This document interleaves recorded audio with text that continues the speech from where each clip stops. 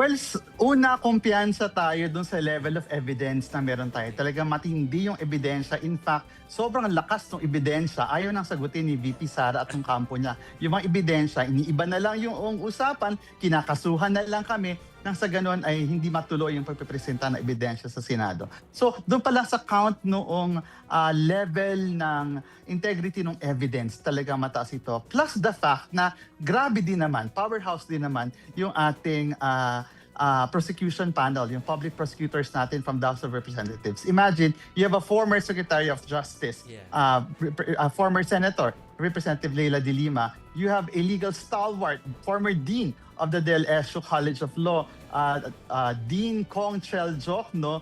And of course, we have Kakabag-Aw na dati rin na naging bahagi ng prosecution panel dun sa impeachment na nanalo, ha? Ito yung impeachment ni Corona. Plus, of course, andyan si Chair Beatrix Lubistron, andyan si Senior Deputy Majority Leader Lawrence Defensor, at iba pang mga nilang mga kasama. So, malinaw na, matibay yung ebidensya, tas malakas pa yung prosecution panel, saan palulugar yung kampo ni Sara. Pero ngayon po na kumbaga masasabi ba natin na unstable yung nangyayari doon sa Senate? I don't know if that's the right term. Paano po yun makakaapekto doon sa impeachment? Hindi tayo sigurado kung magkakaroon na naman ng panibagong Senate coup. Sa dulo kasi yung integrity ng Senate very critical dito sa impeachment process. Ang isang Senado na walang kredibilidad, ano man yung desisyon na kanyang gagawin ay maaaring makaapekto doon sa outcome nitong accountability process. How can a body like the Senate, an impeachment trial court, hold accountable a person kung sila mismo ay hindi kaya i-hold accountable yung kanilang mga sarili? Kaya mahalaga itong process na pagdadaanan ng Senado next week in order to be able to deserve yung ganitong pagtingin ng taong bayan, nakakayanin nilang i-try ng impartially, justly yung impeachment complaint, articles of impeachment that came from the House of Representatives.